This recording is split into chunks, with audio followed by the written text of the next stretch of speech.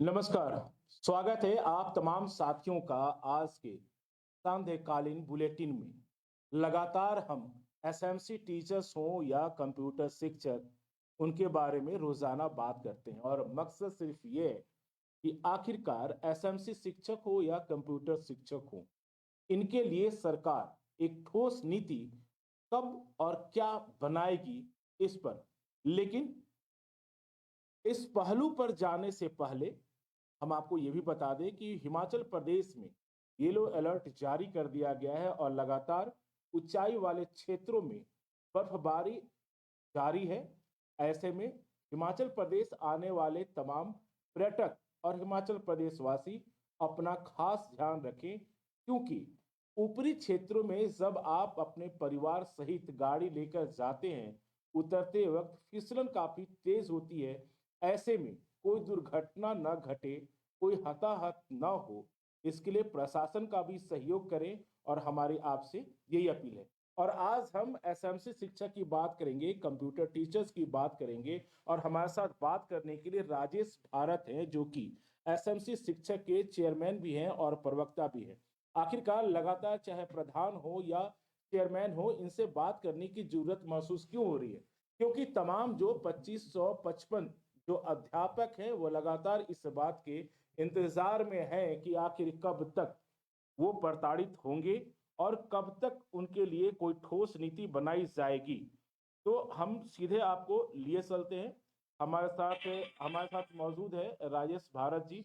लेकिन उससे पहले स्वागत है आप तमाम साथी का और आपसे अपील भी है कि इस कार्यक्रम को आप ज्यादा से ज्यादा अपने ग्रुप में शेयर करें और कमेंट बॉक्स के माध्यम से आप अपने सवाल सीधे सीधे राजेश भारत से पूछ सकते हैं। तो चलिए स्वागत कर लेते हैं राजेश भारत का। राजेश जी, स्वागत है RV7 न्यूज के सांध्यकालीन बुलेटिन में, जहां हम उन खबरों के बारे में चर्चा करते हैं जिससे सीधे सीधे आपका सरोकार होता है। और आज एसएमसी अध्यापक के लिए आप मौजूद हैं। क्या है सर, कैसे हैं? सर नमस्कार। सर्वप्रथम आप RV7 का रवि पांडे जी, आपका बहुत बहुत आभार कि आप समय समय पर एसएमसी अध्यापकों के मुद्दे को उठाते आए हैं। मैं 2555 परिवार की ओर से आपका आभार व्यक्त शुक्रिया करता हूँ। शुक्रिया नमस्कार राजेश जी। जी। क्या चल रहा है राजेश जी? इससे पहले भी हमने एसएमसी के प्रधान मनोज रुंगटा को इस प्लेटफॉर्म पे लाए और यहाँ से हमने बात की, काफी कुछ जानकारी निकल करके आई। लेकिन उससे कहीं ना कहीं अगर हम आपकी बात छोड़ दें, तो जो 2554 अध्यापक है, चूंकि 2555 एसएमसी के अध्यापक है, तो अगर 2554 अध्यापक हैं और वो आज भी इस बात की बाट जो रहे हैं कि सरकार उनके लिए कोई ठोस नीति तैयार करेगी। लगातार 10 वर्ष हो गए और अब तक आश्वासन के सिवाय कुछ नहीं मिला। अगर हम वर्तमान सरकार की बात करें, जयराम ठाकुर की बात करें, तो उनका भी आश्वासन लगातार 4 वर्षों से दिया जा रहा है उनके द्वारा। शिक्षा मंत्री बदल चुके, पहले सुरेश भारद्वाज जी थे, अब गोविंद ठाकुर हैं। रोजाना आप लोग मिल रहे हैं सर, क्या कुछ निकल के आ रहा है, बताएंगे जरा। जी सर, लगातार हम लगभग 2012 से, जैसा आपको पता है, विदित है कि 2012 में एसएमसी अध्यापकों की नियुक्तियां हुई थी। उसके उपरांत सरकार में परिवर्तन हुआ और उसमें भी बहुत सारी नियुक्तियां हिमाचल प्रदेश के उस दुर्गम क्षेत्र में की गई, जहां कोई भी अध्यापक जाने के लिए तैयार नहीं रहता था और बच्चों की पढ़ाई बाधित ना हो, तो उसके लिए सरकार द्वारा इन विभिन्न दुर्गम क्षेत्र में अध्यापकों जी को नियुक्त किया गया। परंतु हम अगर देखते हैं कि हम 2012 से लेकर इससे पूर्व भी गवर्नमेंट में जो आपकी सरकार रही है, उसमें भी हमने राजेश जी, लंबा राजेश जी, संघर्ष राजेश किया। जी, चर्चा आपसे जारी रखे उससे पहले हम आपको दो टूक बोल दे रहे हैं कि आप किसी राजनीतिक दल से नहीं हैं। आप एसएमसी उन तमाम शिक्षकों के लिए एक उम्मीद है। तो राजनीतिक दृष्टिकोण से हम यहाँ पर किसी भी प्रकार की चर्चा नहीं करेंगे, क्योंकि जो आपको छोड़कर 2554 लोग हैं वो इस इंतजार में बैठे हैं कि आज राजेश भारत जो कि एसएमसी शिक्षकों के लिए चेयरमैन है और प्रवक्ता भी हैं, वो क्या कुछ असल मुद्दा कह पाते हैं? बिल्कुल राजनीति नहीं करेंगे, खुलकर बात करेंगे। जी बताएं। जी, बिल्कुल। इसमें राजनीति नहीं है सर। मैं आपको आपके ध्यान में इसलिए सबके दर्शकों के ध्यान में जी ये बात लाना चाह रहा था कि हम लगातार लंबे समय से संघर्ष कर रहे हैं। और जब से हिमाचल प्रदेश में माननीय मुख्यमंत्री जयराम जी की सरकार बनी है, पिछले 4 वर्षों से हमने इतना संघर्ष किया है, ऐसा कोई स्थान नहीं है माननीय मुख्यमंत्री जी जहाँ गए हो और हम उनसे ना मिले हो। ऐसा कोई मिनिस्टर माननीय मुख्यमंत्री महोदय का मंत्री नहीं होगा जिससे हम ना मिले हो। मैं ये बात इसलिए कहना चाह रहा हूं कि आज ऐसी परिस्थिति हो गई है कि हमने संगठन की ओर से जी कोई कमी नहीं छोड़ी है।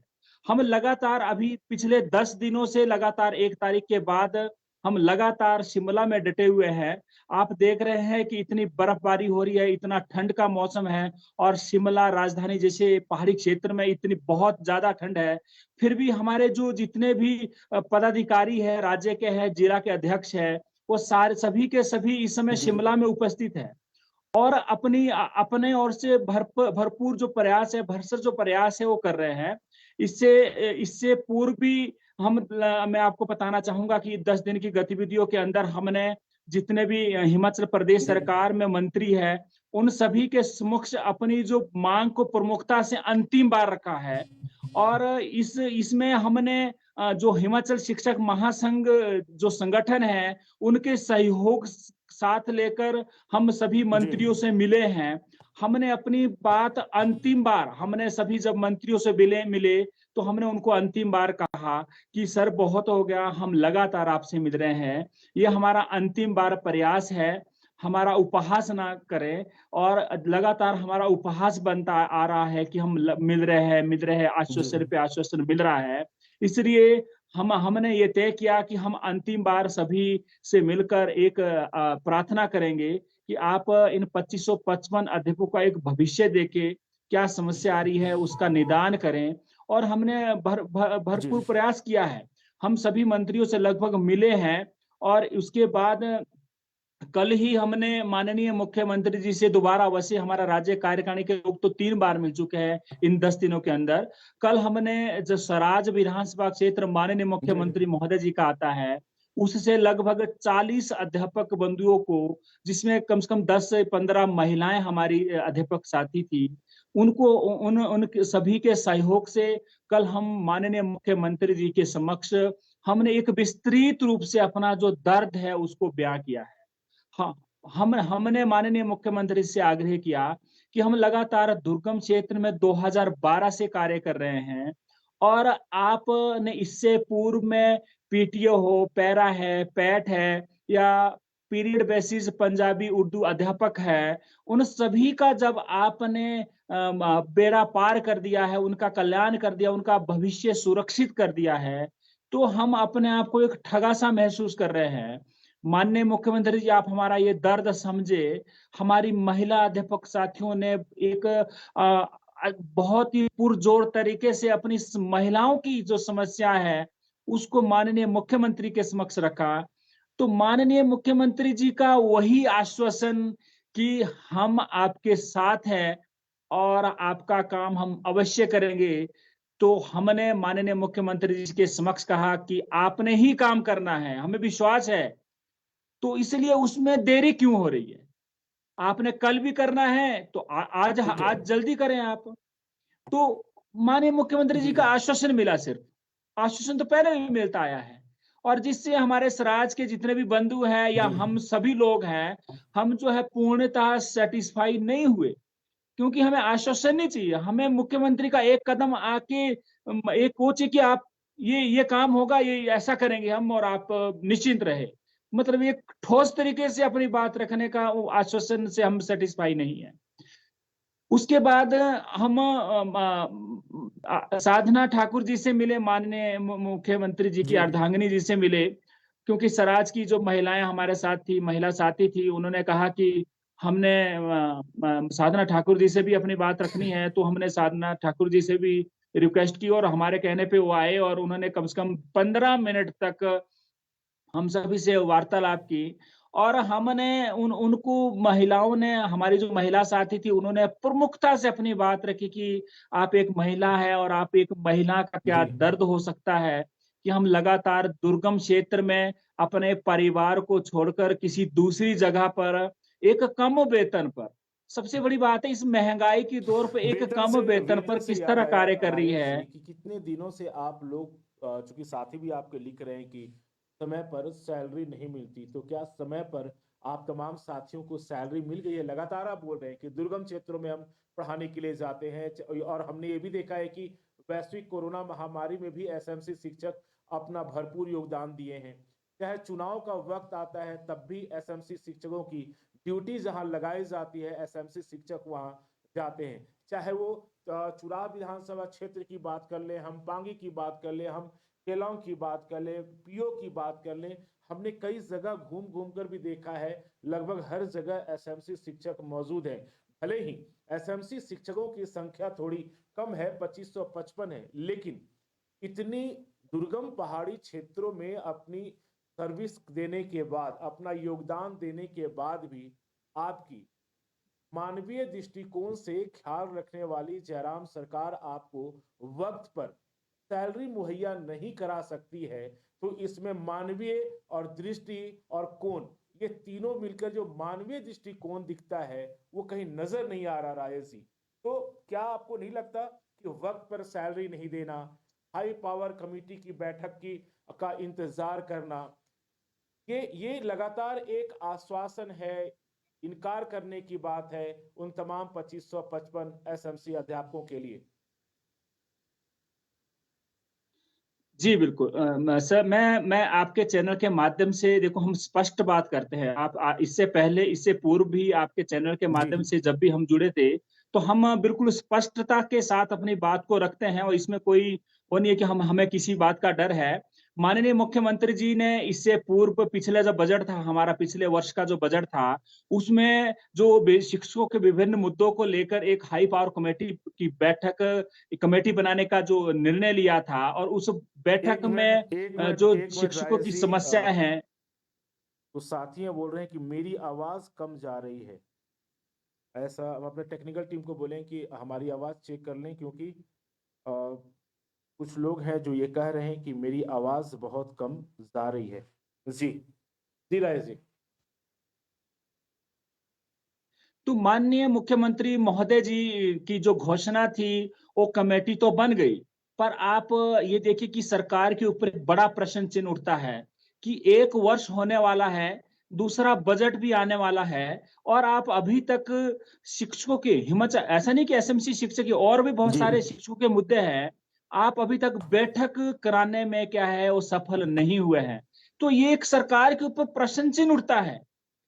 और आप ये देखिए कि उससे, उस बैठक से कितने हजारों शिक्षक उम्मीद बनाए बैठे हैं, पर फिर भी सरकार अभी तक बैठक कराने में क्या है, नाकाम रही है। और जहां आप सैलरी की बात कर रहे हैं, तो ये तो एक अधिकारियों को हम कहेंगे दुर्भाग्य है। ऐसे अधिकारी हमारे पास है कि जो एक ये पहले ही हिमाचल प्रदेश में दुर्गम क्षेत्र में जो कार्य कर रहे हैं लोग, उनको कम सैलरी मिलती है और इसके बावजूद जो हमारे अधिकारी है, सैलरी जो समय पर ना देना, ये उससे भी बड़ा एक हमारे लिए प्रश्न चिन्ह, अधिकारियों के लिए प्रश्न चिन्ह है। और हमारा ये दुर्भाग्य है कि हम इस तरह से अपनी जो समस्याओं से जूझ रहे हैं। तो ये अधिकारियों के ऊपर एक प्रश्न चिन्ह है कि आप अपने आप तो 1 लाख तक की सैलरी ले रहे हैं और 1 तारीख को आपके खाते में सैलरी आ जाती है। क्या आप उन उन लोगों के बारे में, उन अध्यापकों के बारे में नहीं सोचते, जो दुर्गम क्षेत्र में कार्य कर रहे हैं? जिनको 2 महीने, 3 महीने, 5-5, 6-6 महीने से सैलरी नहीं मिल रही है। तो ये बड़ा एक एक सोचने वाला विषय है। ये सरकार को भी हमने कई बार संज्ञान में लाया है कि समय पर सैलरी नहीं मिलती है। तो ऐसा क्यों नहीं होता है कि अपने अधिकारियों को आप आदेश दें कि विदिन टाइम बाउंड आप इनकी सैलरी, पहले ही कम सैलरी मिलती है, कम से कम विदिन टाइम बाउंड इनको जो है सैलरी, वेतन है वो दिया जाए। तो ये भी सरकार के लिए एक प्रश्न चिन्ह खड़ा राजेश जी, होता है। कई साथी हैं हमारे साथ इस वक्त जुड़े हुए हैं। निर्दोष कुमारी हैं, वो लिखती हैं कि क्या करें आप ही बताओ। निर्दोष जी, आपकी भावनाओं का बहुत ख्याल है हमें, इसलिए हम वक्त निकाल कर उन शोषित वर्गों की आवाज को उठाते हैं, या यूं कहें कि उन तमाम खबरों को हम उठाते हैं जिससे सीधा सीधा आपका सरोकार होता है। लम्हा बहुत निकल गया, लेकिन यकीन माने, जिस धैर्य, जिस बुद्धि और विवेक से आप तमाम एसएमसी शिक्षकों ने अपने अध्यापक होने का एहसास जताया है, क्योंकि अध्यापक वर्ग ही समाज के सुनहरे या स्वर्णिम भविष्य को तय करते हैं। प्रदेश भले ही छोटा है, लेकिन समस्या यहाँ पर बहुत बड़ी बड़ी है। सरकार कहीं ना कहीं ब्यूरोक्रेसी चलाती है, और ब्यूरोक्रेसी में बैठे लोग ही सरकार को नियम, कानून और शर्तों के बारे में अवगत कराते हैं। तो जहां राजेश जी सवाल सरकार पर खड़ा होता है, वही डिपार्टमेंट के जो आला अधिकारी हैं, चाहे वो मुख्य सचिव हो, सचिव हो, इन पर भी सवाल खड़ा उठता है। क्योंकि 5 साल के तमाम वक्त में आधा वक्त तो नेताओं को, मंत्रियों को अपने प्रदेश के चुनाव, नगर निगम के चुनाव, प्रधान पंचायत के चुनाव, पड़ोसी राज्यों के चुनाव में वक्त निकल जाता है। फिर जो मंत्री या विधायक होते हैं, उनको अपने क्षेत्र में भी अपनी पहुंच जमानी पड़ती है, उसमें वक्त निकल जाता है। लेकिन ब्यूरोक्रेसी का तो काम यही है ना, कि वो सरकार में जो कर्मचारी हैं, चाहे वो आउटसोर्स कर्मचारी हो या सरकारी कर्मचारी हो, उनके सुविधाओं का ख्याल रखने के लिए जो आला अधिकारी हैं वो नियुक्त किए जाते हैं। लेकिन अफसोस है, हिमाचल प्रदेश में जो कुछ आला अधिकारी हैं, वो अपने आप को आला भगवान समझ बैठे हैं, वो अपने आप को भगवान राम समझ बैठे हैं, वो अपने आप को भोलेनाथ समझ बैठे हैं कि वो जो कहेंगे, वो जो करेंगे, प्रदेश उसी गति में जाएगा। लेकिन वो कहीं ना कहीं मानवता भूल गए हैं। आखिरकार जब हम लोग पीटीए और पैट की चर्चा कर रहे थे, सरकार ने भी अपने घुटने टेके थे, और यही जयराम ठाकुर की सरकार ने मानवीय दृष्टिकोण बोल बोल कर आखिरकार पीटीए और पैट के लिए एक नीति तय की। हालांकि संतुष्ट कभी नहीं होता इंसान, अब छठे जी वेतनमान को लेकर लड़ाई चल रही है। लेकिन समझना यह होगा कि चूंकि आपकी नियुक्ति 2017 में जयराम ठाकुर की सरकार में नहीं हुई थी, समझना यह भी होगा कि आपको काफी वक्त हो गया, 10 साल से आप अपनी सेवाएं दे रहे हैं। इससे पूर्व की कांग्रेस की सरकार ने आखिरकार इस पर कदम क्यों नहीं उठाए? क्योंकि अब लगातार विपक्ष के जो नेता हैं, मुकेश अग्निहोत्री, वो कहते नजर आते हैं कि करुणामूलक के आधार पर जिनको नौकरियां देनी है, हमारी सरकार आएगी तो हम देंगे। एसएमसी टीचर्स के बारे में हम सोचेंगे, कंप्यूटर शिक्षक के बारे में हम सोचेंगे। सवाल ये उठता है जनाब कि जब आपकी सरकार थी, आपके प्रदेश के मुखिया स्वर्गीय वीरभद्र सिंह जब मुख्यमंत्री थे, तब आपने इन वर्गों के लिए क्यों जी नहीं सोचा? तो ये जो परेशानी लगातार चली आ रही है, क्योंकि हम इस बात को इसलिए दोहरा रहे हैं कि लगातार हमारे संपर्क में शिक्षा मंत्री गोविंद ठाकुर है, मुख्यमंत्री जयराम ठाकुर है, और हम लगातार हर प्लेटफॉर्म पे ये सवाल उठाते हैं। अब राजेश जी, सबसे बड़ा सवाल ये है जी कि वो कौन सा टेक्निकल पॉइंट है? क्योंकि जब हमने शीतकालीन सत्र में हमने गोविंद ठाकुर से, जो शिक्षा मंत्री है हिमाचल प्रदेश के, जो आपके लिए करता धरता है विभागीय तौर पे, एचओडी हैं, मंत्री हैं, उनसे जब पूछा तो उन्होंने कहा कि हमारे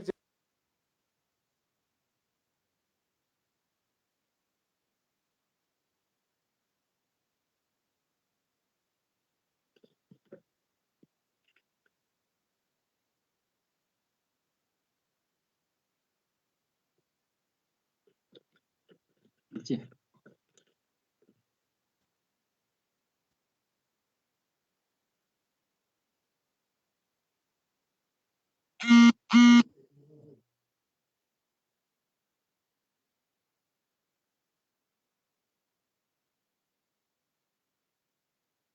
जी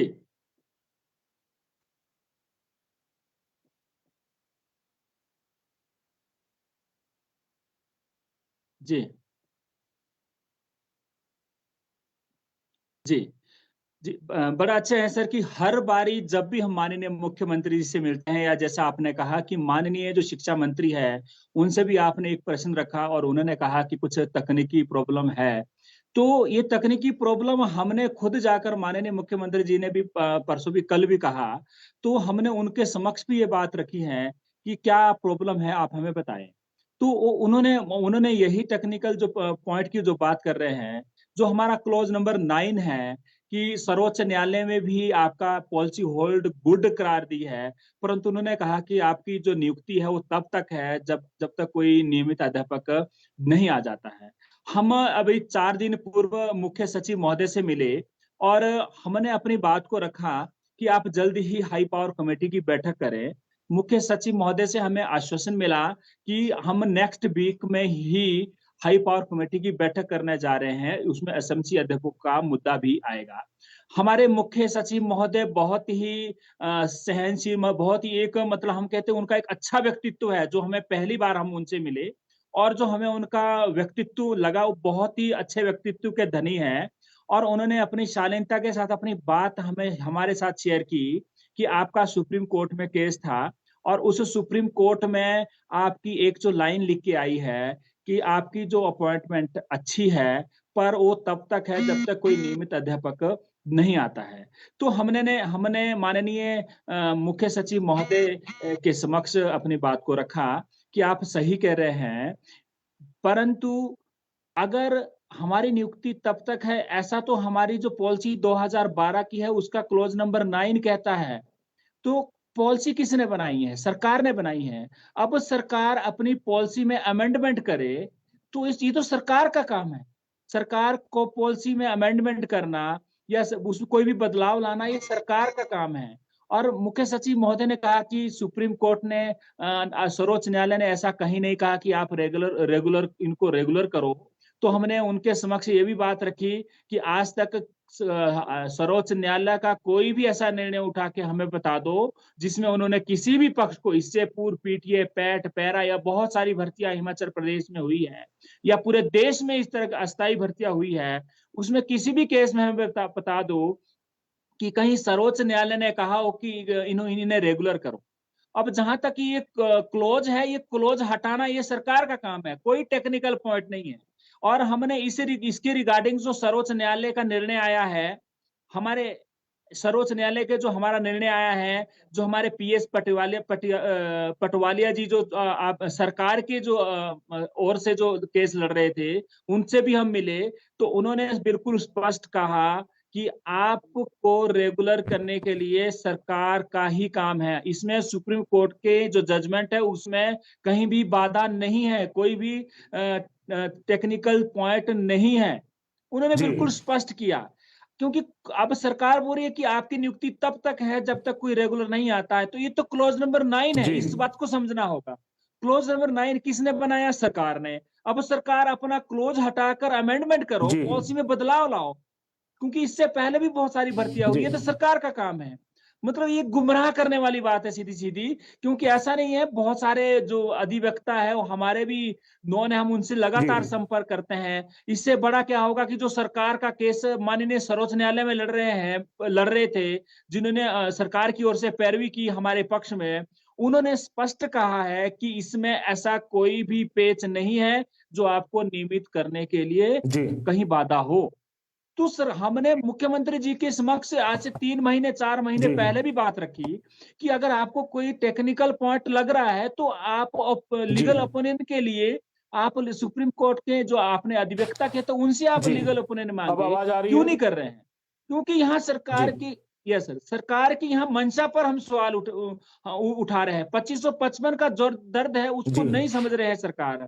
ये 2555 के अध्यापकों के मन में नहीं, 2555 के परिवार में नहीं, बहुत सारे हमारे जो वेल विशर्स है उनके मन में एक क्वेश्चन उठता है कि ये सारी की सारी जो प्रणाली है सरकार की जी मंशा पर डिपेंड करती है।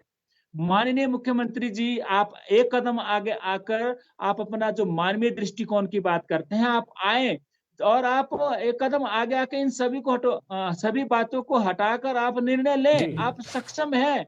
आपने इससे पूर्व जो लगातार संघर्ष कर रहे थे, आप देखो कि पीटीए के बंधु है, पैरा के बंधु है, पैट के बंधु है, उन्होंने जी कितना लंबा संघर्ष किया। उनका दर्द किसी सरकारों ने नहीं समझा, सब राजनीति करते हैं। अब जब भी कोई सरकार आती है कोई ना कोई राजनीति करती है, पर जो ये दर्द समझा है अगर किसी ने, वो माननीय मुख्यमंत्री जयराम ठाकुर जी ने समझा और उनको नियमित करके दिखाया है। तो ऐसा कठोर निर्णय लेने के लिए माननीय मुख्यमंत्री जी से हम 2555 अध्यापकों की ओर से आग्रह करते हैं कि जब आप बोलेंगे, जिस दिन आपकी मंशा होगी, उस दिन कोई कानूनी पेच नहीं रहने वाला। क्योंकि आपकी मंशा आप एक दिन के अंदर ही सरकार जितने भी मनी जो भी आपकी वित्त सचिव है या जो भी आपके मुख्य सचिव है या एजुकेशन जो सचिव है, शिक्षा सचिव है, तो एक दिन के अंदर फाइल नहीं तैयार हो नहीं, सकती है अगर सरकार की मंशा होगी। अभी सबको कुछ दिन पता है, पहले सब आप लोग जानते राम हैं। सुभाग जी से मिले थे, मुख्य सचिव हैं वो। तो जब आप लोग मिलते हैं तो यस क्या सर। बात होती है? क्योंकि सवाल देखिए, सवाल सिर्फ सरकार पर नहीं, सवाल संगठन पर भी खड़ा हो सकता है। सवाल संगठन पर इसलिए खड़ा हो सकता जी है सर। कि लगातार जो आपकी आपकी जो टीम है 2 4 5 10 लोगों की, उनको छोड़कर जो एसएमसी के अध्यापक हैं, वो तो साहब आप पर भरोसा करते हैं ना। वो तो ये जी सोचते हैं कि अगर हमारे प्रधान ने, जी सर। चेयरमैन ने अगर हमसे कुछ उम्मीद की है तो उसको आप पूरा करें। और अगर वो कह रहे हैं कि हम माननीय न्यायालय में जा रहे हैं, आज हम मुख्य सचिव से मिल रहे हैं, आज हम शिक्षा मंत्री से मिल रहे हैं, आज हम मुख्यमंत्री से मिल रहे हैं, तो लोगों के अंदर एक एक उम्मीद की किरण जल जाती है कि शायद कुछ होने वाला है। लेकिन लगातार आश्वासन पे यस। आश्वासन लेकर अगर आप खाली हाथ वापस आ रहे हैं तो सवाल संगठन के उन पदाधिकारियों पर भी उठता है, राजेश जी। जी। देखिए सर, ऐसा है कि जहाँ 2555 का दर्द है तो 2555 में मैं खुद भी आता हूँ और हमारे प्रदेश अध्यक्ष मनोज मनोज रोंगटा जी भी उसमें आते हैं। जितना जिले के अध्यक्ष है या जो स्टेट कार्यकारिणी के पदाधिकारी है, सब उसमें आते हैं। ऐसा कहीं हमें कई बार लगता है कि कई बार अध्यापक ऐसा सोचता है कि हमें ही ज्यादा टेंशन है। ऐसा नहीं है। आप मैं अध्यापक बंधुओं से भी एक जी। के माध्यम से कि हम भी तो एसएमसी अध्यापक है, आपसे आप ज्यादा राजेश जी हमारा दर्द समझे है, नहीं हमारी क्योंकि हम बात वो को। फेस आप कर रहे हैं। इस तरीके हाँ। से हर व्यक्ति जो दुखी है वही दूसरे का दर्द समझ जी सकता है। आज के जमाने में जो जी। दुखी है, चूंकि आप दुखी इसलिए हैं कि आप ये खुद भी एक एसएमसी अध्यापक हैं। मेरे कहने का सवाल जी मतलब सिर्फ इतना था कि आप एसएमसी शिक्षक हैं, लेकिन उससे पहले आप अपने यूनियन के चेयरमैन हैं, प्रवक्ता हैं, या आपके साथ प्रधान हैं। लोगों की उम्मीद किससे है? क्योंकि यस सरकार के पास आप जाते हैं, आप संगठन को लीड करते हैं, जी आप शिक्षा मंत्री के पास जाते हैं, आप जी मुख्य सचिव के पास जाते हैं, तो लोगों को एक उम्मीद है। जैसे उम्मीद की किरण की हमने बात की कि जब आप अपने साथियों से ये कहते हैं कि अब चिंता न करो, अब हमारी बारी आ गई है, और हमारे यशस्वी मुख्यमंत्री, हमारे तेजस्वी मुख्यमंत्री हमारी बात को सुनेंगे, या मैं उनसे मिलकर आ रहा हूं, तो लोग इसी बात पर सवाल उठा रहे हैं कि सवाल सिर्फ सरकार पर नहीं है। हम लोग लिख रहे हैं कि हमारा संगठन कई बार हिमाचल प्रदेश के शिक्षा मंत्री हो, मुख्यमंत्री हो, उनसे मिल चुका है, लेकिन लगातार हमें सिर्फ और सिर्फ आश्वासन मिल रहा है। इसलिए सवाल कहीं ना कहीं संगठन के कार्यप्रणाली पर, गतिविधियों पर भी उठ सकता है, या उठ रहा है, या उठेगा। क्योंकि आश्वासन के बाद कोई निचोड़ नहीं मिल रहा, और यह वक्त 10 साल का हो गया। तो सरकार की कार्यप्रणाली को आप लोगों ने देखा है, लेकिन आपने काम नहीं छोड़ा। वक्त पर आपको वेतन नहीं मिलता, सुविधाएं सरकार आपसे हर जी प्रकार की ले रही है, चाहे वो कोई क्षेत्र हो, जी मैदानी इलाका हो या दुर्गम पहाड़ी क्षेत्र हो, चाहे आपको पैदल जाना हो, आप विद्यालय जाते हैं, बच्चों को पढ़ाते हैं, और रेगुलर वाले पहुंचे ना पहुंचे, आप सबसे पहले पहुंचते हैं, क्योंकि आपको उम्मीद होती है कि जी हमारी तरफ से कोई गलती ना हो। इसलिए संगठन जी की आप उम्मीद हैं। जी। जी। देखो, संगठन की ओर से हम स्पष्ट है कि अभी मैंने इससे पूर्व स्टार्टिंग जी। में कहा कि हमने अंतिम बार हमने वैसे तो आप देख रहे होंगे कि हम लगातार सरकार से मिलते आ रहे हैं, सभी मंत्रियों से मिलते आ रहे हैं, पर हमने अंतिम बार जितने भी मंत्री हैं उन सभी से बात रखी कि जब हिमाचल सरकार पीटीए, पैट, पैरा अध्यापकों को नियुक्त कर सकती है, पीरियड बेसिस पंजाबी उर्दू अध्यापकों को नियमित कर सकती है, और पीस मिल, आप जो हटके देखो, पीस मिल वर्कर जो एचआरटीसी में लगे थे उनको रेगुलर कर सकती है, तो एसएमसी अध्यापक क्यों, उनको क्यों नहीं कर सकते आप? तो हमने अपनी बात अंतिम बार हमने कहा कि सर, हम अब आपके पास अपनी मांग को लेकर नहीं आएंगे। सीधा हमने सीधी बात कही है। अगर आपको लगता है कि इनकी मांग जायज है, और सभी, ऐसा नहीं है, सभी मंत्री है बोलते हैं कि हम आपके साथ हैं और माननीय मुख्यमंत्री जी जैसा भी आदेश करेंगे तो हम उस पर कार्य करेंगे। शिक्षा मंत्री महोदय जी से भी हम मिले तो उन्होंने भी यही कहा कि जैसा भी माननीय मुख्यमंत्री जी का आदेश होगा तो हम ऐसा करेंगे। अब हम फाइनल आता है, माननीय मुख्यमंत्री जी से कल मिले तो हमने उनकी अपनी बात पूरी अच्छे तरीके से रखी है, पुरजोर तरीके से रखी है कि हम इतने समय से कार्य कर रहे हैं, हमारा दर्द आप समझिए। जब पीटीए, पैट, पैरा आपके इसमें, पंजाबी उर्दू टीचर आपकी इसमें, या आपके पास बहुत सारे ऐसे अध्यापक थे जो आपके पास ईजीएस अध्यापक है, या एनआरएसटी जो टीचर्स स्कीम के तहत जो नियुक्त हुए थे उनको भी आपने रेगुलर कर दिया, या स्टूडेंट वेलफेयर फंड से जो तकनीकी शिक्षा विभाग में जो लोग पीरियड बेस पे रखे थे उनको आपने रेगुलर कर दिया, तो एसएमसी अध्यापक क्यों नहीं? तो माननीय मुख्यमंत्री जी कहते हैं कि आप क्या चाहते हैं, आप क्या चाहते हैं? हम क्या चाहते हैं? हम नियमित पॉलिसी चाहते हैं। हम चाहते हैं कि 10 वर्ष लगातार हमें हो गया है, हमें रेगुलर किया जाए। हम नियमितीकरण चाहते हैं। हमने स्पष्ट बात माननीय मुख्यमंत्री से कहा, और स्वराज का डेपुटेशन था। हमने कहा कि माननीय मुख्यमंत्री जी, हम हिमाचल आपके पास यहाँ बार-बार नहीं आ सकते शिमला। हम अंतिम बार आ रहे हैं आपके पास। अगर आपको लगता है कि हमारी मांग जायज़ है, तो आप आगे आकर निर्णय लें।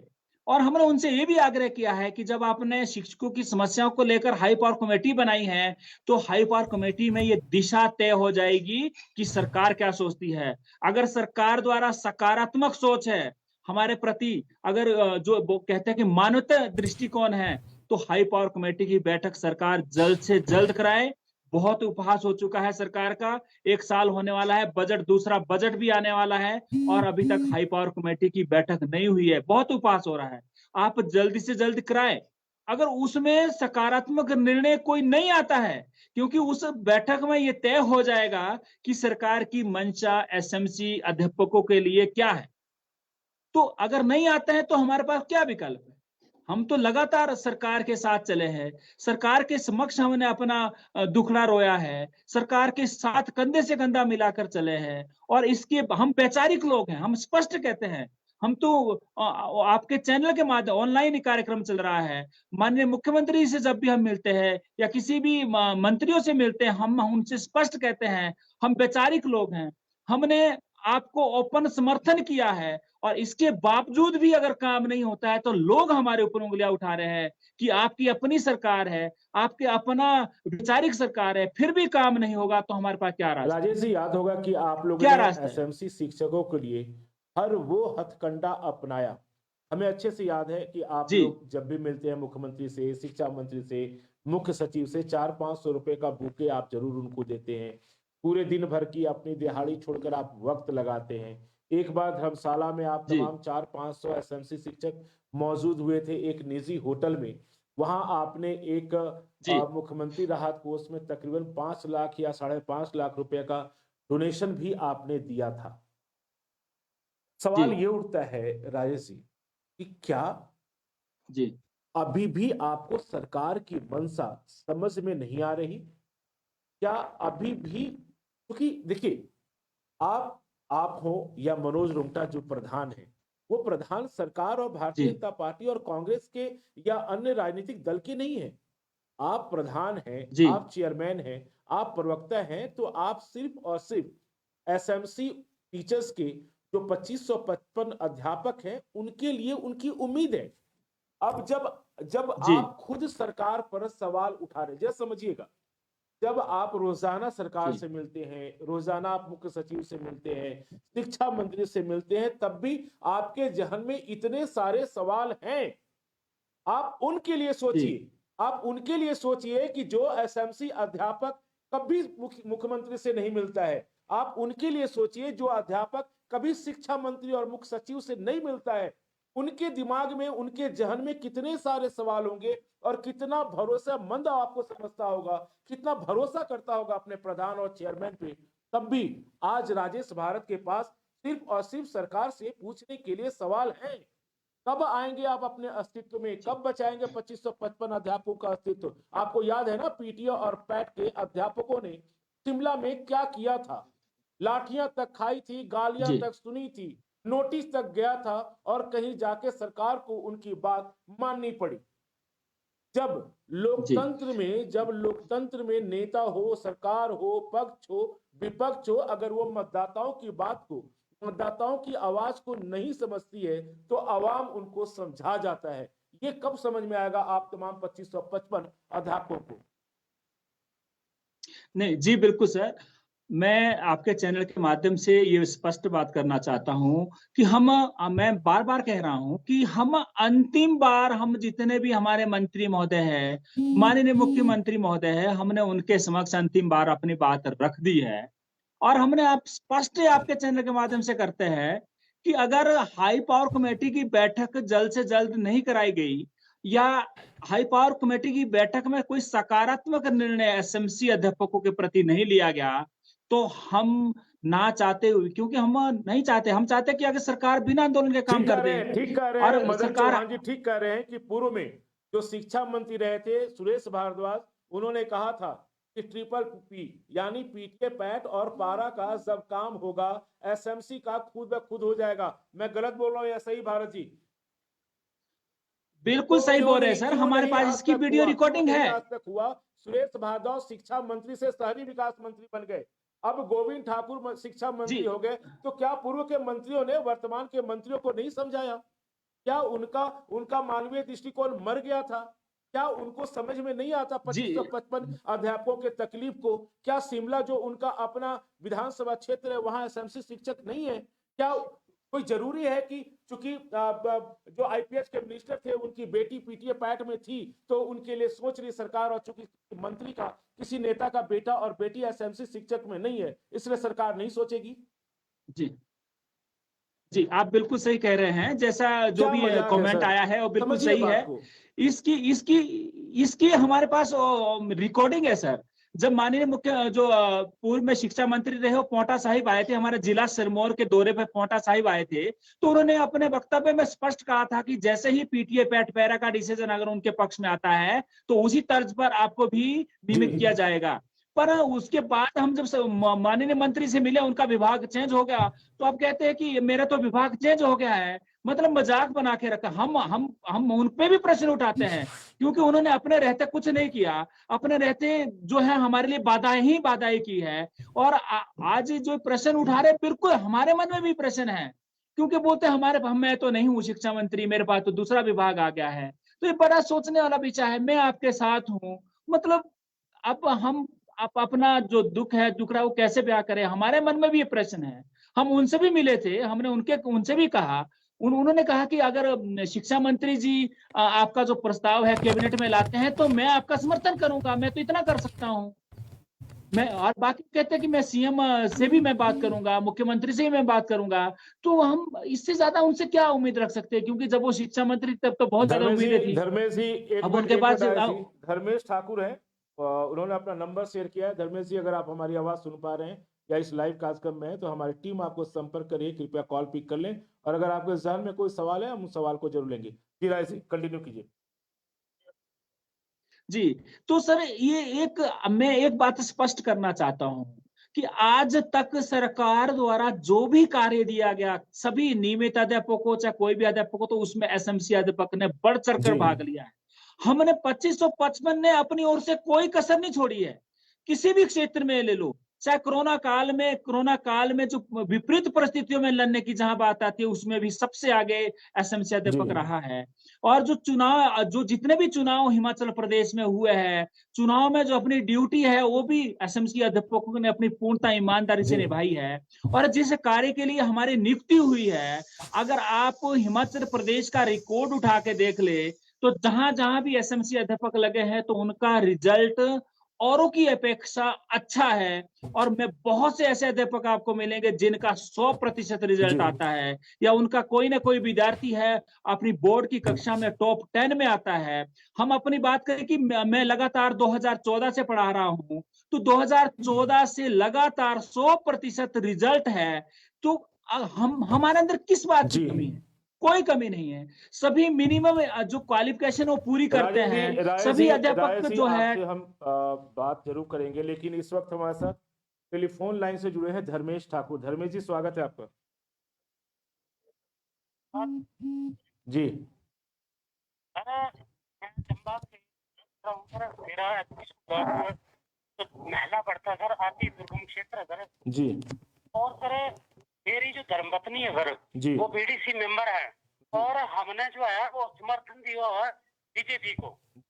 और सर इतना हम बीजेपी का डायरेक्टली हम बीजेपी का काम कर रहे हैं। बीजेपी के मतलब एक संगठन के रूप में चाहे देखो चाहे कुछ भी देश में देखो, हमने उनको समर्थन दिया हुआ है। जी। और सर हमारी जो हमारे सर लगभग 50 के करीब जो अध्यापक लगे हुए हैं और अति दुर्गम क्षेत्र में अगर, और हमने जो हमारे विधायक हैं यहाँ के जियालाल कपूर जी, उनसे भी कई बार जो हम मिले हैं जी।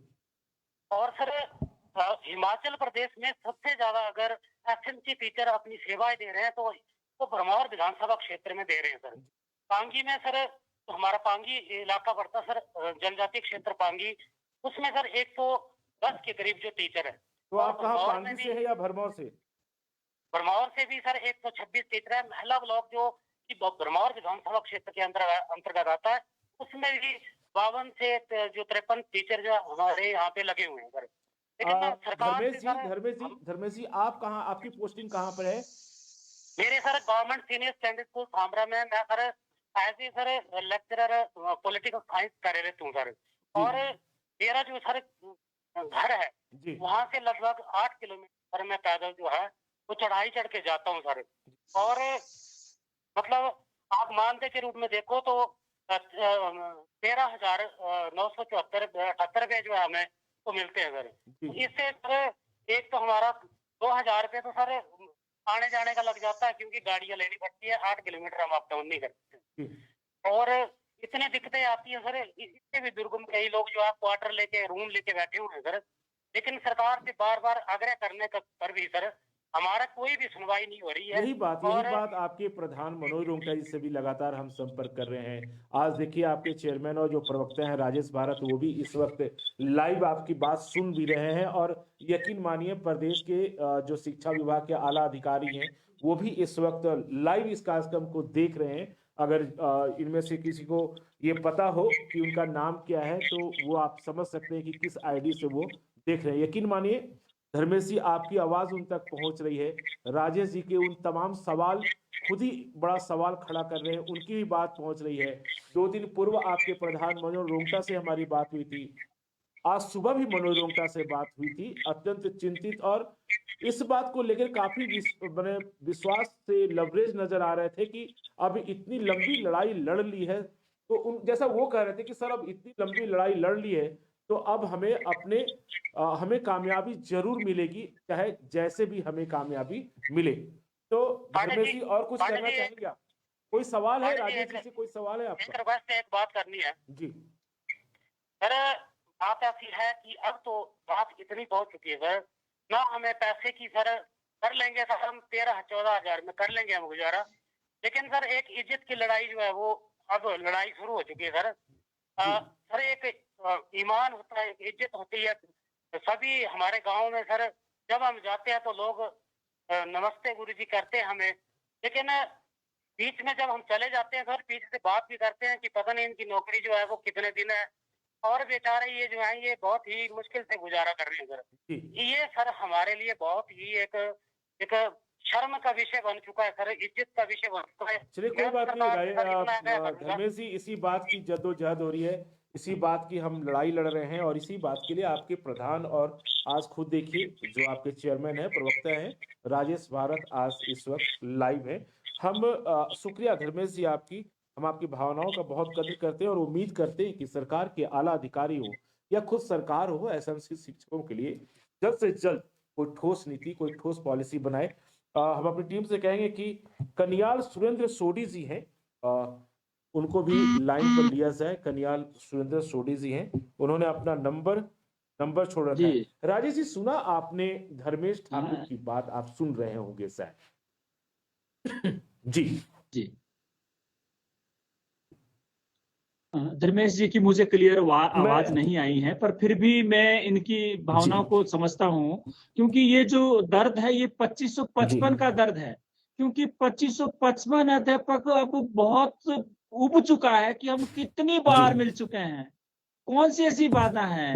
अब इस सरकार को इस दर्द को समझना चाहिए, क्योंकि जब ये सारा जो एक गुस्सा जो एक बनकर तैयार हो रहा है, तो मैं सरकार राज जी को ये धर्मेश आगाह भी ठाकुर का करना कहना चाहता था हूँ कि कि वो भरमौर से आते हैं और भरमौर में 136 शिक्षक हैं। आप समझ सकते हैं इस वक्त बर्फबारी हो रही है और लगातार भरमौर में बर्फबारी होती है, दुर्गम इलाका है। उनका कहना है कि 13,978 रुपया जो उनको मिलता है उसमें 2,000 रुपया वो टैक्सी पर खर्च कर देते हैं। आप भी समझ रहे होंगे कि किस स्थिति में एसएमसी शिक्षक बच्चों को पढ़ाने के लिए जाते हैं।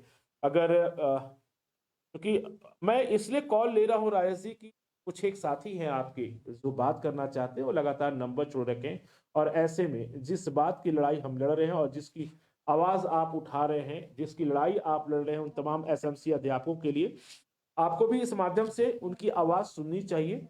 और अगर आपको जी सर, क्लियर बिल्कुल। आवाज वॉइस नहीं जाएगी, हम उनके तमाम सवाल आपको दोबारा जरूर बताएंगे, क्योंकि हम किसी को निराश नहीं करना चाहते और हम निराश खुद भी नहीं होते हैं। कहते हैं ना कि नहीं कुछ करने से जी, बेहतर है थोड़ा बहुत कुछ कर जाना। हम पीटीओ और पैट की बात क्यों कर रहे थे? हम धन्यवाद। पीटीओ और पैट की बात इसलिए कर रहे थे क्योंकि हमें पता है कि कभी कभी कहते हैं ना कि अपनी हक, या पंजाबी में, हालांकि मेरा टोन पंजाबी नहीं है, पंजाबी अगर किसी से गलत मैं बोलूं तो मैं सबसे पहले माफी मांगना चाहता हूं आप तमाम साथियों से अगर मेरी पंजाबी स्लैंग में कहीं कोई त्रुटि रह गई हो। कि साडा हक इत्थे रख, कहते हैं ना कि जो हमारा अपना निजी मौलिक अधिकार है उसे हमें मांग कर लेना चाहिए, अगर नहीं मांग कर मिले तो हमें उसे छीन कर लेना छीन चाहिए। के तो छीन कर इस वक्त लेंगे। हमारे साथ टेलीफोन लाइन से कन्याल जी, आप 2 लाइन पे लो सर इनको, आप सोडी जी। कन्याल सुरेंद्र सोढ़ी जी, जी जी सर, नमस्कार। नमस्कार सोढ़ी साहब, कैसे हैं? बढ़िया सर, आप सुनाइए। उम्मीद करते हैं कि इस बर्फबारी में भी आप सब परिवार सकुशल होंगे। कहाँ से हैं सोढ़ी साहब? मैं सिरमौर से हूँ सर। सिरमौर से। जी जी जी बताएं सोढ़ी जी। जी सर, मेरा जो एक सुझाव है, जैसे सबसे पहले तो ये जो हाई पावर कमेटी है, क्या ये सरकार ने सच में ही बनाई है या फिर एक लॉलीपॉप दिया जा रहा है? दूसरा, ये जो एसएमसी शिक्षक है, मुझे लगता है कि अब इनको एक आम जनमानस का एक आंदोलन बना लेना चाहिए। इसको सभी को इसमें इन्वॉल्व करके एक जो है एक वो प्रदेश के अंदर बहुत बड़ा आंदोलन करके, क्योंकि सरकार। जी जी सर। जी सोढ़ी साहब बोले आप। सर, क्या आप मेरी आवाज नहीं सुन पा रहे? बिल्कुल सुन पा रहा हूँ, आपकी आवाज बहुत साफ साफ आ रही है, आप बताएं।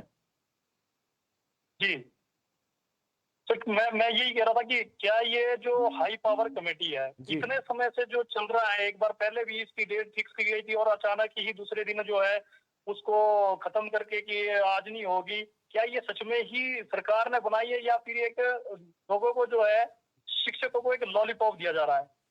दूसरा, एसएमसी शिक्षकों को जो है जी इस समय जिस तरह से लग रहा है कि सरकार जो है बिना आंदोलन किए, अगर कोई आंदोलन नहीं कर रहा है तो उसकी डिमांड नहीं सुनी जा रही है। शायद हो सकता है सरकार की मंशा यही है कि अगर कोई हमारे खिलाफ बोलेगा या हमारे खिलाफ सड़कों पर आएगा तभी जो है मांगे उनकी मानी जाएगी। तो मेरे विचार से, जिस तरह से भी राजेश भरत जी कह रहे हैं जी कि हम जो है अंतिम बार अपनी बात हमने रखी है, तो अब ये एक आम जनमानस का मुद्दा बना करके ये एक बड़ा आंदोलन खड़ा करना चाहिए। तभी मुझे लगता है कि सरकार जो है इस पे कोई ना कोई निर्णय लेगी। चलिए, तो आपके सवाल का जवाब हम सोढ़ी साहब आपके ही जो चेयरमैन हैं राजेश जी, जो इस वक्त लाइन पे हैं। राजेश जी, आपने इनकी बात सुनी या मैं इनका सवाल फिर से आपको दोहराऊं? जी, मैं सुनिए क्या सर। सरकार लॉलीपॉप दे रही है? क्योंकि आश्वासन को ये सीधे सीधे एक लॉलीपॉप समझते हैं कि जब बच्चा छोटा होता है ना और बच्चा रोता है किसी खास सामान को देख के, जब उसकी चाहत होती है कि ये मुझे मिल जाए, ये मेरा हो जाए, तब हम बड़े बुजुर्ग उसको हाथ में एक टॉफी ऐसा लॉलीपॉप हाथ में थमा देते हैं, जो लॉलीपॉप चाहे वो भोजपुरी गाना हो, चाहे सरकार के लिए निशाना हो, दोनों ही जगह लॉलीपॉप बेहद मशहूर है। या आपके साथी कह रहे हैं क्योंकि सरकार अब उसी की बात को सुनती है जो आंदोलन का रास्ता अख्तियार करता है। तो क्या अब एसएमसी शिक्षकों के लिए आंदोलन का रास्ता ही बच गया है, या फिलहाल आप तमाम लोग लॉलीपॉप से ही काम चला लेंगे? राजेश जी। जी सर, बिल्कुल एक ये जो जी। सवाल है, ये सवाल सुरेंद्र सोढी जी का ही नहीं है, ये 2555 जी। हम सभी जी। का भी है। और हमने माननीय मुख्य सचिव महोदय से जब हम मिले, तो हमने बिल्कुल स्पष्टता के साथ बात रखी है कि जब सरकार ने पिछले बजट में घोषणा की, 1 साल होने को है, दूसरा बजट आने को है, तो सरकार का उपहास आप लोग कर रहे हैं। आपकी अध्यक्षता में कमेटी बनी है, तो आप ये सरकार का उपहास हो रहा है, आप इस जी। बात को समझें। तो मुख्य सचिव महोदय ने कहा कि आप विश्वास रखें, 1 हफ्ते के अंदर हम 1 हफ्ते के अंदर हम हाई पावर कमेटी की बैठक करने वाले हैं। तो अब 1 हफ्ता कोई ज्यादा समय नहीं है जहां हमने इतना समय ले लिया है।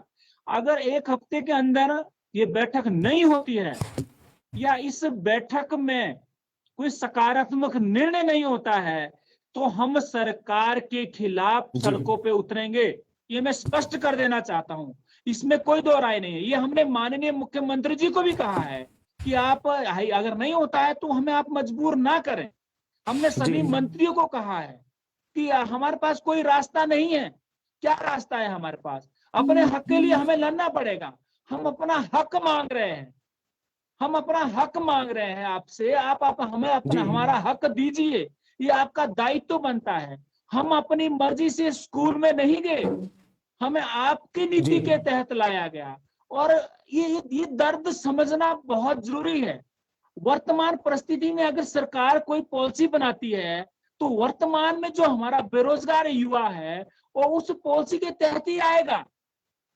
कि सरकार की कमियां हैं कि इस तरह की कोई नहीं। पॉलिसी बनाते हैं। ब्रिज ठाकुर जी, हम आप देखिए कि एक आखिरी कॉल ले लेते हैं ब्रिज ठाकुर का। ब्रिज ठाकुर जी, हमारी टीम आपसे संपर्क कर रही है। ब्रिज ठाकुर जी। जी राजेश जी।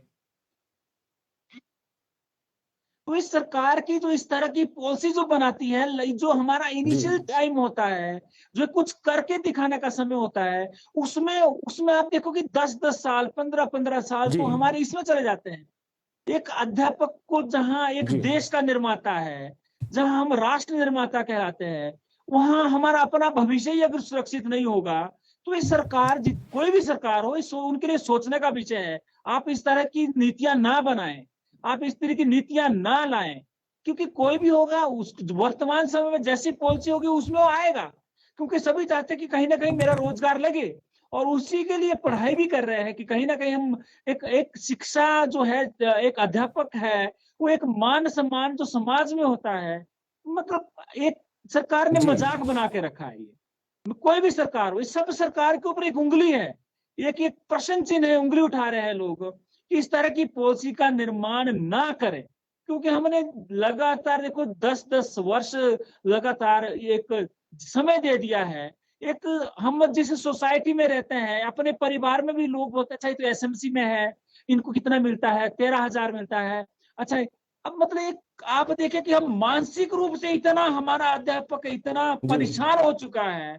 आपको एक अध्यापकों को छुट्टी तक नहीं है। किस तरह से महिला अध्यापक है, जी। कोई बीमार हो जाता है, वो किस तरह से अपना दर्द छुपा रहा है, किस तरह की विकट परिस्थितियों में वो वहां जी। सोसाइटी में रह रहा है। इस दर्द को सरकार को समझना होगा। और मैं ये भी आग्रह करता हूं कि कभी इस तरह की पॉलिसी ना बनाए। आप नियमित ही पॉलिसी जो भी आपकी सबॉर्डिनेट से होती है, या जो आपका राजेश जी, हमीरपुर ब्रिज बोर्ड से ठाकुर होती इस है वक्त वहां। हमारे साथ फोन लाइन पर है। ब्रिज जी, क्या आपको हमारी आवाज मिल रही है? हेलो, नमस्कार सर। नमस्कार ब्रिज जी, नमस्कार। स्वागत है आपका आर्मी 7 न्यूज में। धन्यवाद सर। जी बताएं, कहां से हैं ब्रिज जी आप? सर मैं डिस्ट्रिक्ट सिरमौर से बात कर रहा हूँ। सिरमौर। जी सर। जी, खैरियत है सिरमौर से सभी का? सर मैं कहना चाह रहा हूँ, हम एसएमसी टीचर के साथ जो सरकार है वो बहुत अन्याय कर रही है। जी। देखिए, हम मेरा स्कूल है इसमें कि ना तो एसएमसी जो प्रिंसिपल है और ना ही क्लर्क है। सारा काम प्रिंसिपल का भी और कलर का भी वो हम एसएमसी ही टीचर कर रहे हैं, जबकि हमारे स्कूल में 300 से भी ज्यादा बच्चों की स्ट्रेंथ है। जी तो जब भी वहाँ कोई रेगुलर टीचर आता है वो 10-15 दिन में अपनी एडजस्टमेंट कर देता है। जी तो क्या एसएमसी टीचर इतना काम कर रहा है, रेगुलर टीचर की सैलरी बना रहे हैं, जी प्रिंसिपल की जो भी जितना कार्य है वो भी कर रहे हैं, और जब पेपर यानी कि एग्जाम में ड्यूटी लगती है सुप्रिटेंडेंट की भी ड्यूटी एसएमसी ही निभा रहा है। जी तो सारा काम तो रेगुलर का एसएमसी ही टीचर कर रही है। जी तो फिर सरकार हमारे लिए जो नीति क्यों नहीं बना पा रही है? जब भी हम सरकार से मिलते हैं तो सरकार हमारे लिए बोलती है आपका काम हो रहा है, आपका काम हो रहा है। तो ऐसा कैसा काम है कि सरकार को इतना कठिन लग रहा है कि वो हमारे काम में इतनी देरी हो रही है? जी तो हम चाहते हैं सर कि सरकार को अब जल्दी से जल्दी हमारे लिए कोई पॉलिसी बनानी चाहिए, अन्यथा नहीं तो हम सड़कों में आने को मजबूर ना हो जाए। चलिए ब्रिज, हमारी शुभकामना आप तमाम साथियों के साथ है, और ऐसा ना हो। हमारे साथी एक लिख रहे हैं कि अब तो मुख्य सचिव से कोई फायदा नहीं है। शुक्रिया आपका ब्रिज ठाकुर जी हमसे संपर्क करने के लिए, क्योंकि वो कोरोना पॉजिटिव हो गए हैं। हमारी RV7 न्यूज़ की टीम और पूरा प्रदेश उनके अच्छे स्वास्थ्य की कामना करता है और वो जल्द ठीक हो जाएं, क्योंकि उनके लिए काम बहुत है। हालांकि उन्होंने पहले क्या काम किया है वो उनका दिल और आत्मा जरूर जानता होगा, हर वो शख्स जानता होगा जिनके वो सचिव हैं। लेकिन काम अपनी जगह, हमारी शुभकामना अपनी जगह, आप जल्द स्वस्थ हो जाएं, और इनके लिए भी आप जरा सोचिए। राजेश जी, एक सवाल है हमारे पास कि क्या हाई पावर कमेटी की बैठक में ही एसएमसी जैसे मुद्दों का निवारण होगा, या कैबिनेट की बैठक जब सरकार कर रही होती है तमाम मंत्रियों के साथ, क्या वहां निर्णय नहीं लिया जा सकता? क्योंकि अधिकारी तो वही होते हैं, हाई पावर की कमेटी में वही लोग होते हैं जो जो जो विधायक दल में बैठेंगे, जो कैबिनेट की में बैठेंगे। क्योंकि एसएमसी जो शिक्षक है लगभग प्रत्येक विधानसभा क्षेत्र में है, तो चाहे उस विधानसभा क्षेत्र से विधायक हो, चाहे उस विधानसभा क्षेत्र से मंत्री हो, तकलीफ तो वही है। क्या कैबिनेट की बैठक में इन तमाम मुद्दों पर बहस नहीं की जा सकती? क्योंकि कोरोना को लेकर के आपको बता दें कि मुख्यमंत्री के तमाम 15 जनवरी तक के जितने भी प्रोग्राम थे, जितने भी टूर थे, सबको स्थगित कर दिया गया है। ऐसे में अगर कोरोना की वजह से हाई पावर कमेटी की अगर बैठक नहीं होती है तो क्या होगा? राजेश जी, राजेश जी से हमारा संपर्क कट गया है, और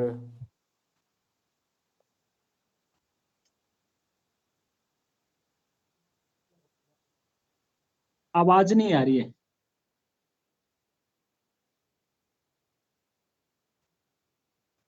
मुझे लगता है मेरा फोन डिस्कनेक्ट हो गया है। राजेश जी, आपसे मेरा संपर्क कट गया था, वॉइस कॉल। जी हाँ जी, आपने हमारे सवाल को सुन लिया था। हाँ सर, थोड़ा सा स्टार्टिंग में फिर डिस्कनेक्ट हो गया। क्या हाई पावर कमेटी की बैठक का इंतजार न करके सरकार जो पिछली कैबिनेट की बैठक में क्या एसएमसी के मुद्दों का हल नहीं निकाल सकती थी? अगर कोरोना की वजह से अगर हाई पावर कमेटी की बैठक टल जाती है तो क्या होगा? क्या एसएमसी के उन तमाम 2555 अध्यापकों को मजबूरन आंदोलन का रास्ता अख्तियार करना पड़ेगा, या सरकार कैबिनेट की बैठक बुला करके ही समस्या का समाधान ढूंढ ले? क्या बोलते हैं आप? देखिए सर, ये स्पष्ट है कि ऐसा जरूरी नहीं है कि हाई पावर कमेटी की बैठक में ही निर्णय लिया जा सकता है। जहां तक मैं समझता हूं, मैं अपना व्यक्तिगत जो एक विचार रखता हूं कि जितनी भी कमेटियां बनाई जाती है, ये प्रोसेस को मुझे लगता है कि टालने के लिए बनाई जाती है कि तरह आगे थोड़ा मामला खींच जाए। ये स्पष्ट है, क्योंकि अगर सरकार की मंशा क्लियर हो तो सरकार कैबिनेट में हमारा मुद्दा ला सकती है राजेश और जी, जल्दी कैबिनेट जल्दी में ही जल्दी जल्दी हमारे क्योंकि लिए 40 पॉलिसी सेकंड है बना आपके सकती पास। है। जी जी सर, तो ये सरकार की जी मंशा पे डिपेंड करता है सर। सरकार कैबिनेट में हमारा मुद्दा लाए और कैबिनेट में ही हमारे जी लिए पॉलिसी बनाए, और अगर सरकार ऐसा नहीं करती है तो हमें मजबूरन क्या करना पड़ेगा, हम फिर सबके चलिए, लिए आपका आपका आपका अब बहुत एक ही बहुत रास्ता शुक्रिया है। राजेश जी। अपना कीमती वक्त देने के लिए आपका बहुत बहुत शुक्रिया। और आप थे हमारे साथ राजेश भारत, जो कि एसएमसी शिक्षक के लिए चेयरमैन और प्रवक्ता भी थे। आप उनको सुन रहे थे, आप उनको देख रहे थे। अब सवाल आपके जहन में ढेर सारे होंगे, लेकिन साफ तौर पे राजेश भारत का कहना है कि अगर हाई पावर कमेटी की बैठक में एसएमसी शिक्षकों के लिए कुछ नहीं हुआ तो वह आंदोलन का रुख अख्तियार करेगी। अब आंदोलन कितना बड़ा होगा, आंदोलन कैसा होगा, ये तो प्रधान और जो एसएमसी के शिक्षक हैं या चेयरमैन हैं वो जाने। लेकिन हमारी आपसे गुजारिश है, मौसम बेहद खराब है, खुशनुमा माहौल भी है। ऐसे में जब आप अपने परिवार के साथ घूमने के लिए, बर्फबारी का आनंद लेने के लिए अगर घर से बाहर निकलते हैं तो आप अपना बेहद खास ख्याल रखिएगा। और आज की इस लाइव को आप ज़्यादा से ज़्यादा ग्रुपों में शेयर करना बिल्कुल ना भूलें। और RV7 न्यूज़ अब आपके एंड्रॉयड फ़ोन पर भी है। बस आपको प्ले स्टोर में जाना है, RV7 न्यूज़ टाइप करना है और आपको इंस्टॉल करना है। जैसे ही आप इंस्टॉल कर लेंगे, इस तरह के तमाम मुद्दों से आप रूबरू होते रहेंगे। तो मुझे दीजिए इजाज़त, और देश और प्रदेश की तमाम छोटी और बड़ी खबरों को देखने के लिए हमेशा सिर्फ और सिर्फ बने रहिए RV7 न्यूज़ के साथ, और अपना बेहद खास ख्याल रखिएगा।